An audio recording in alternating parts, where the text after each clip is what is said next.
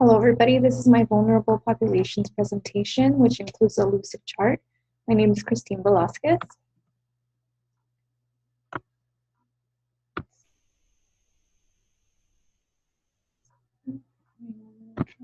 There we go. Vulnerability. Vulnerability is the susceptibility to actual or potential stressors that may lead to an adverse effect. Vulnerable populations are groups of people who have an increased risk of developing health problems due to their interactions of internal and external factors that make them more vulnerable.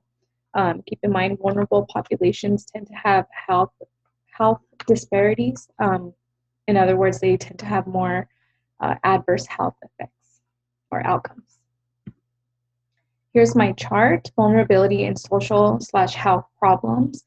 On the left side, you see all the different factors that lead up to vulnerability. And then to the right, it shows the social and health problems that when people have more of those factors or when they're more vulnerable, they're oftentimes susceptible to these health problems and social problems. As you can see on the left side of the chart as well, these social determinants of health, which are these 6 factors: economic stress, economic status, education, environmental factors, nutrition, stress, and prejudice. They also influence social community networks. They influence individual lifestyle factors. And then there's also another category of age, sex, and constitutional factors, which tend to be uncontrollable and work on their own, but they can influence these social determinants of health, which altogether affect vulnerability. And then on the right side, you see social and health problems. I put poverty a little bit different than the other social health problems because it seems to overarch and it kind of influences all of these problems. And then I also put homelessness, addiction, violence, and infectious disease as a little different shape and color because these tend to be affected by the other 3 health problems, which I'll get into further later on in this presentation. They're each affected by vulnerability, but they are also affect each other. So social determinants of health. Social determinants of health are factors that lead to the level of vulnerability of populations. These factors include economic status, which is basically where you lie in a financial situation, from being extremely poor to being wealthy. Education, your level of education can be a big factor on whether you know what to do in certain situations, whether you know where to find resources, things of that nature. Environmental factors, that can be anything from, whether you have access to clean water, whether you have shelter in the case of homelessness, things of that nature. Nutrition could be whether you have access to healthy foods or not, whether you have access to food at all. And then there's stress. Stress can come in a variety of ways. Can come from your living situation, can come from school, can come from your place of work, anything like that. It can come from an illness as well.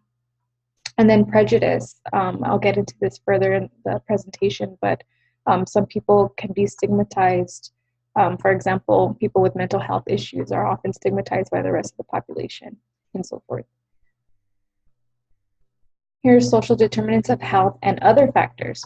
So social determinants of health can influence the social and community networks that a population may encounter and or utilize. Social determinants of health may also influence individual lifestyle choices. So here's a side note: social and community networks and individual lifestyle choices are factors that may also influence each other.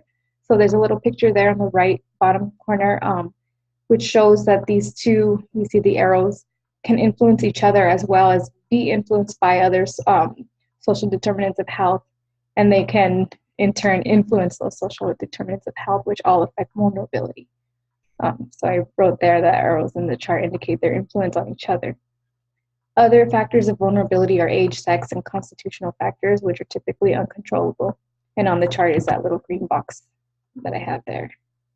And that's basically very old people and very young people tend to be susceptible to illness, which is out of their control, but it is a factor that affects their vulnerability and in turn affects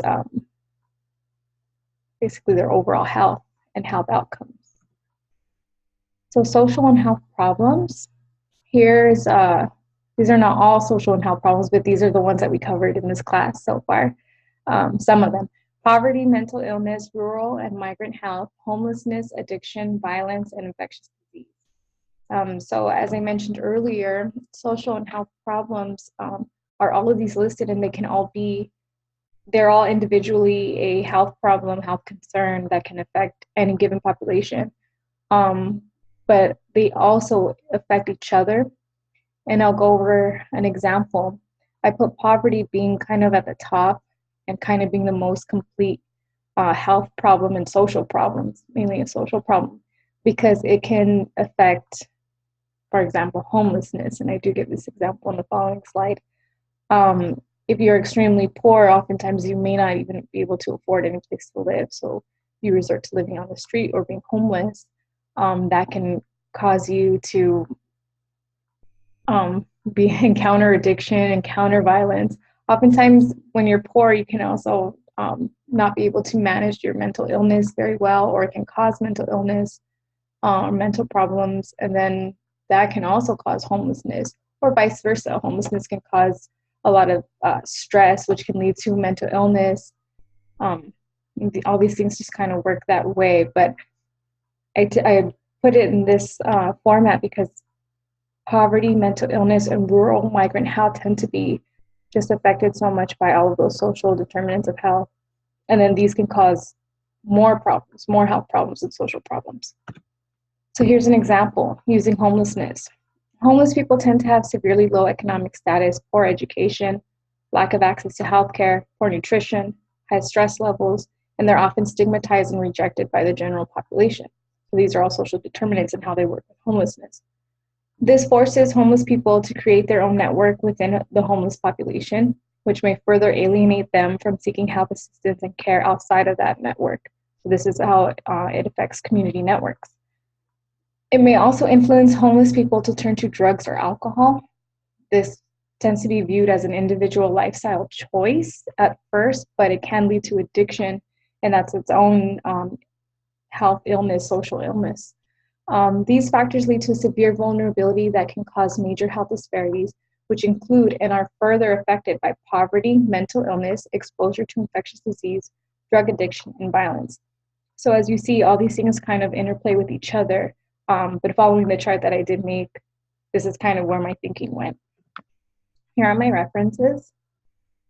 Thank you for watching.